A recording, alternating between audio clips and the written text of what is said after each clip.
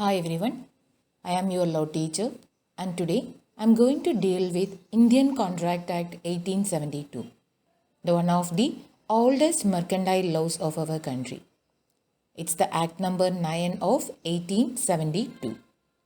It was enacted by the Imperial Legislative Council. Now, let us begin by understanding the concept of a contract. Contracts. Everyone are familiar with this word. It's a part of everyone's life. So knowingly or unknowingly, we are entering into a number of contracts daily.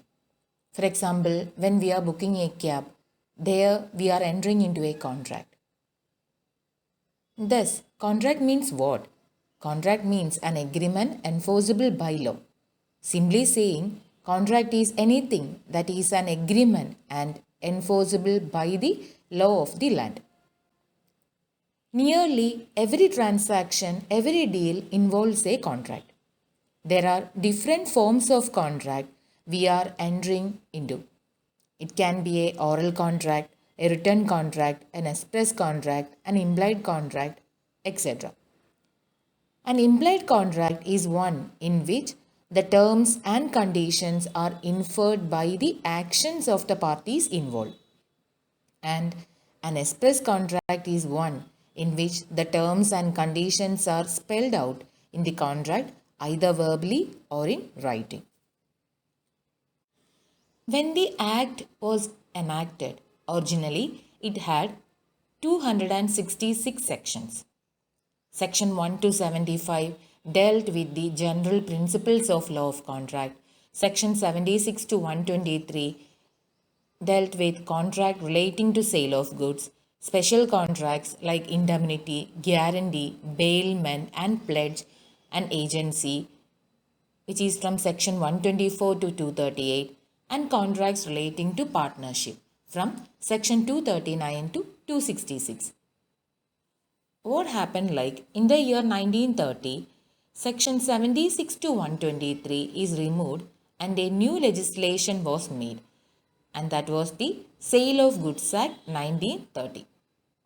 And similarly, in the year 1932, a separate legislation was enacted and the Indian Partnership Act 1930 was enacted by removing the sections 239 to 266.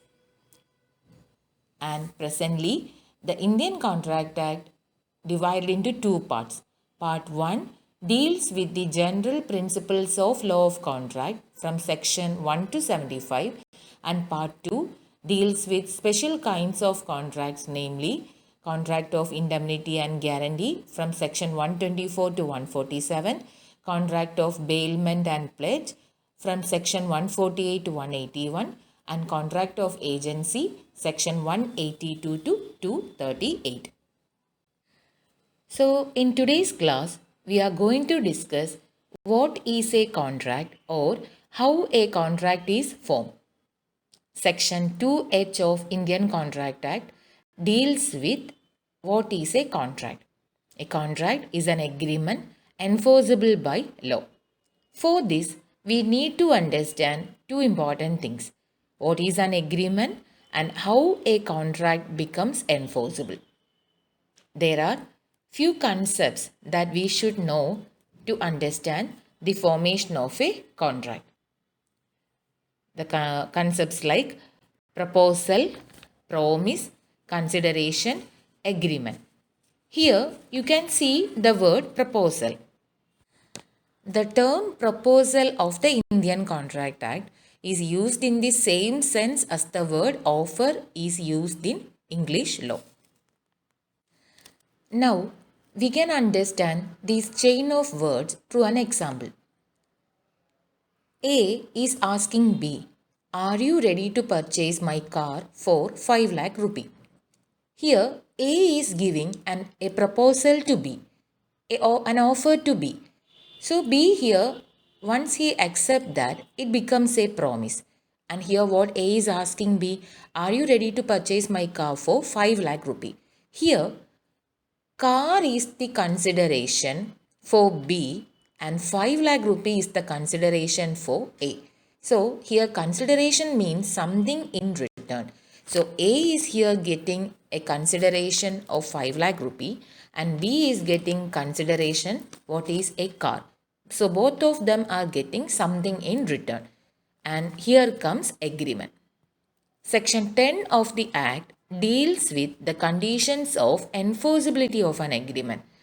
According to Section 10, all agreements are contracts if they are made by the free consent of the parties competent to contract for a lawful consideration and with a lawful object and are not hereby expressly declared to be void.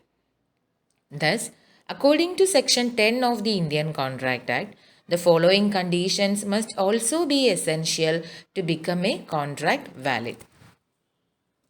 Section 10 says about the essential conditions like offer, acceptance, legal obligation, lawful consideration, competent parties, free consent.